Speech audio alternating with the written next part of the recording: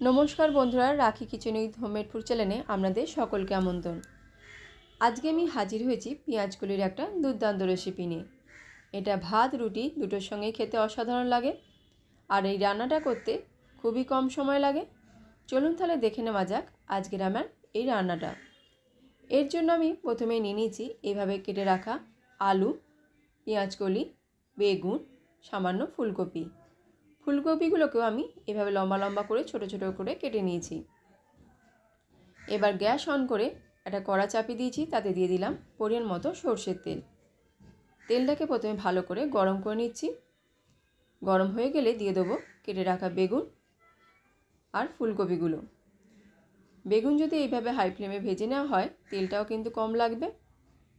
যেহেতু বেগুন আর ফুলকপি একটু নরম, তাই এটা যদি রান্নার সঙ্গে ভেজে নেওয়া হতো তাহলে কিন্তু গলে যেতে পারতো। এবার এতে সামান্য লবণ দিয়ে আমি এটা মিনিট দুয়েক ভালো করে ভেজে নিচ্ছি। আমার ভাজা হয়ে গেছে, এবার একটা পাত্রে তুলে রাখবো। এবার ওই তেলে দিয়ে দেবো হাফ চামচ কালো জিরে ও একটা শুকনো লঙ্কা। ফোড়নের সুন্দর গন্ধ বেরোলে আমি দিয়ে দেবো কেটে রাখা আলুগুলো, দিয়ে হালকা নাড়াচাড়া করে নেব।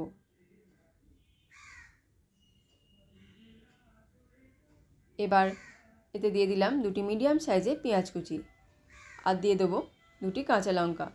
কাঁচা লঙ্কাটা অবশ্যই আপনারা ঝাল বুঝে দেবেন, বেশি ভাজার প্রয়োজন নেই।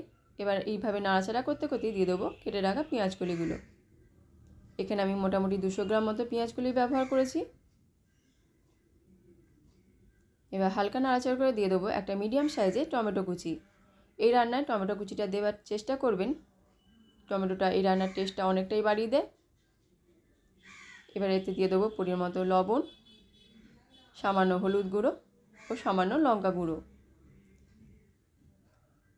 দিয়ে আবারও একটু ভালো করে কষে নিচ্ছি। এই রান্নাটা একটু ভাজা ভাজা হবে। এবার এতে দিয়ে দেবো আগে থেকে ভেজে রাখা ফুলকপিগুলো দিয়ে আবারও একটু কষে নেব। মিডিয়াম টু হাই ফ্লেমে এটা একটু ধৈর্য ধরে ভাজতে হবে। এবার সামান্য 1 হাতা মতো জল দিয়ে আমি এটা একটু ভাপিয়ে নিচ্ছি। 2 মিনিটের জন্য লো ফ্লেমে ভাপিয়ে নেব। ভাপানো হয়ে গেছে। বেশি জল কখনোই দেবেন না, কারণ এটা একটু ভাজা ভাজা টাইপের রান্না। আলুগুলো আমার সেদ্ধ হয়ে গেছে। এবার আমি এতে দিয়ে দেবো আগে থেকে ভেজে রাখা বেগুনটা। এই পর্যায়ে যদি বেগুন দেওয়া হয় তাহলে বেগুনগুলো গোটা থাকবে। দিয়ে দিলাম 1 মুঠো মতো ধনেপাতা কুচি, দিয়ে আবারও একটু কষে নিচ্ছি।